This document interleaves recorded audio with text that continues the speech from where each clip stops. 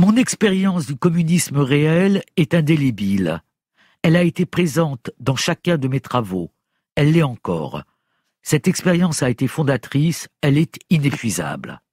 Le mensonge d'abord, omniprésent, mortifère, que j'ai pris en horreur.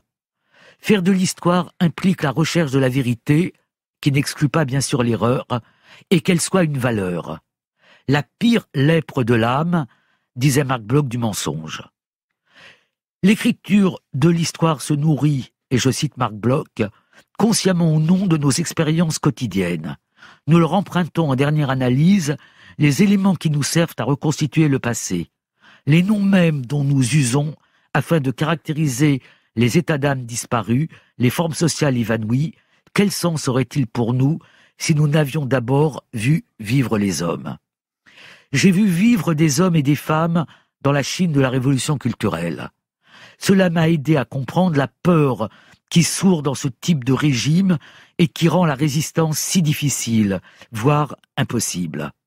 Les hommes sont parfois contraints de se soumettre, simplement pour survivre, comme les amis dont je dresse le portrait dans ce livre.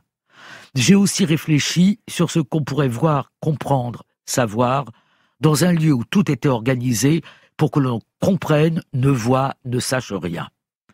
Quand j'ai travaillé à ma thèse, Déportation et génocide, essayant de savoir ce que les contemporains savaient et comprenaient d'Auschwitz, cela m'a puissamment inspiré. L'histoire est aussi une mise en récit et une écriture. En Chine, j'ai appris une nouvelle langue, la langue de bois. J'étais en quelque sorte bilingue.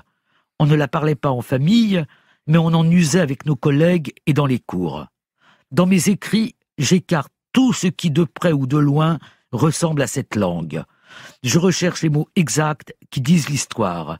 J'essaye de ne jamais céder aux stéréotypies que les airs du temps successifs introduisent en contrebande dans les écritures de l'histoire.